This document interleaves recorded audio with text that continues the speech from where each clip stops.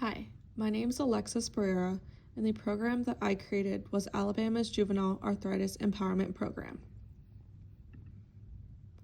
Juvenile arthritis is the most common type of arthritis in children. Complications of juvenile arthritis include growth problems, joint damage, and eye inflammation. In children, this can cause symptoms such as joint pain, swelling, and stiffness that can last from months to years. On top of the symptoms that juvenile arthritis may cause, it can lead to many other problems in the future, to include things like school absenteeism and long-term healthcare costs due to countless appointments and physical inactivity due to growth and joint damage. This becomes a problem for the state of Alabama due to barriers that include delayed diagnosis and the limited availability and access to pediatric rheumatologists. This access is more of an issue for counties that are more rural. Rural counties are less knowledgeable on juvenile arthritis, creating another barrier. Due to high prevalence numbers and the long-term effects, this chronic disease is recognized globally as a priority in public health. Juvenile arthritis affects 3 million children globally. The global prevalence of juvenile arthritis is estimated to range from 3.8 to 400 per 100,000 children. Based off the global prevalence rates listed, higher rates come from Black children compared to white children. Globally, there are higher prevalences among children aged 11 to 15 years in managed care organizations, with that number being 44.7 per 100,000. The national impact is that juvenile arthritis affects nearly 220,000 adolescents in the United States. Arthritis in the U.S. has an economic burden of $304 billion. If a person's insurance has limitations to care, it is more likely for counties with poverty to not follow through with getting care.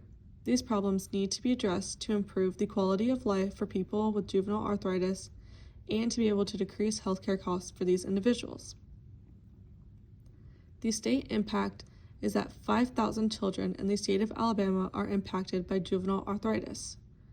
The state is culturally diverse, with 64.7% of the population being white, 26.4% of the population being Black or African American, and 4.9% being Hispanic. Needs assessment in Alabama show that there are shortages of rheumatology coverage and little public awareness of juvenile arthritis and its early symptoms.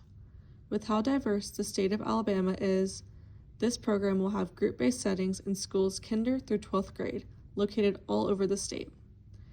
This will allow for the maximum amount of people to engage, reaching families, school nurses, and teachers from all different backgrounds. Phase 1 is the social assessment. The target population is adolescents experiencing juvenile arthritis, their caregivers, schools and educational institutions, and healthcare providers. The focus is to understand what the communities themselves want and desire for children with juvenile arthritis. The goal is to educate all stakeholders on early detection, how to manage symptoms, and ways to care and treat juvenile arthritis. I have 3 different mixed methods that I would use. The first one being focus groups with juvenile arthritis individuals, to gain a better understanding of what the adolescent who experiences juvenile arthritis desires in a school setting for themselves. The second one being structured interviews with school nurses and teachers. This would be to gain a deeper insight of what they experience and see going on around them at school regarding students with juvenile arthritis and how other students treat them. The third one being surveys to caregivers. This would be to determine the outcome that caregivers desire for their children. By incorporating these mixed methods, I am able to create a program that directly meets the needs of the juvenile arthritis individual, their caregivers, and teachers and nurses as well, ensuring every aspect of juvenile arthritis is met in the communities around the state of Alabama. The second phase is epidemiological assessment. The focus is to gather epidemiological data, including incidence and prevalence rates, demographic disparities, and environmental barriers from the local health department, Alabama Department of Public Health, as well as national data collected by the CDC and NIH. The data that has been collected is presented all throughout my presentation to back up my stated facts with statistics provided from the CDC, Alabama Department of Public Health, and the NIH. The third phase is educational and ecological assessment. Predisposing factors include knowledge, attitude, and beliefs that affect one's behavior choices. These factors will help us understand the likelihood of individuals understanding and seeking care for juvenile arthritis at an early stage based off their knowledge. Examples include parental knowledge, because if the parent is unaware of the symptoms to look out for, this plays a role in detecting juvenile arthritis and may take longer for them to detect it. Reinforcing factors are social or environmental factors that reinforce healthy management behaviors or coping strategies.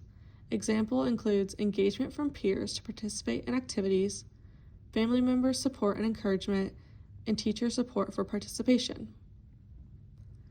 The third one are enabling factors, which include resources, skills, and environmental conditions.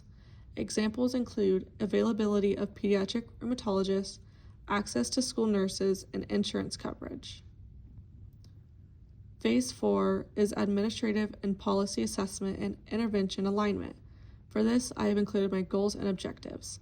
The first one being, by March 18th, which is World Juvenile Arthritis Day, each year deliver an educational training program to at least 75% of students in grades kinder through 12th in the state of Alabama.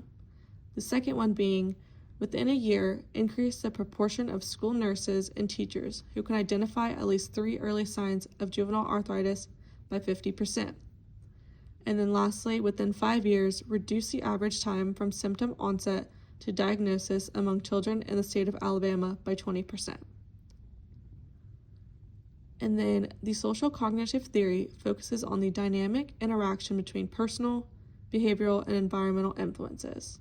This will help explain how the management of juvenile arthritis is influenced by the interaction of a child's personal factors, their behavior, and the surrounding environment. My proposal will be health behavior theory driven to best understand, predict, and explain the behaviors of my patients to try to improve their health outcome living with juvenile arthritis through the social cognitive theory. Phase 5 is implementation, which I plan to make yearly visits to schools on March 18th, primarily focusing on counties experiencing poverty to educate the teachers and students on juvenile arthritis, and partner with pediatric rheumatologists around the state to bring in educational speakers. Include interactive activities such as coloring books, crosswords, and games for kids to engage in. The crosswords can be a learning activity where they have common terms related to juvenile arthritis where they must match the word to the definition. This will allow for the children to familiarize themselves with terminology. The coloring books would have pages that are more informational about places on the body that may experience arthritis, the common signs, and how one may feel with arthritis. I plan to hold mandatory 2-day-long trainings with each school prior to each academic school year starting. The first day would include an informal session to educate the staff, and the second day being a test your knowledge day.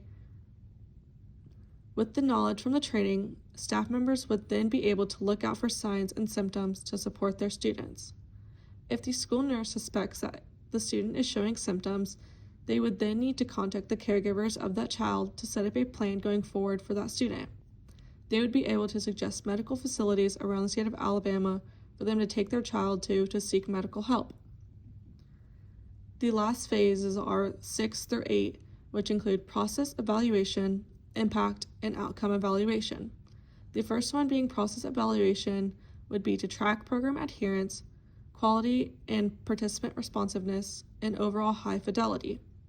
Data collection methods will include attendance logs at training sessions, pre- and post-tests for teachers and nurses, and distribution records of educational materials. The second one would be impact evaluation, which would measure short-term effects such as increased awareness, improved recognition of juvenile arthritis symptoms, and increased referrals for diagnosis. Data collection methods will include surveys of teachers, nurses, and caregivers administered 6 months after training sessions, as well as monitoring referral rates to pediatric specialists. And the last one would be outcome evaluation, which focus on long-term program goals such as reduced time for diagnosis, decreased complications, and improved quality of life for affected juvenile arthritis children. Data sources will include longitudinal health records and follow-up surveys conducted at 1, 2, and 3-year intervals. These evaluations will help determine program sustainability and inform potential expansion statewide. That is all that I have for you today. Thank you. And the next slide represents the references for this project. Thank you.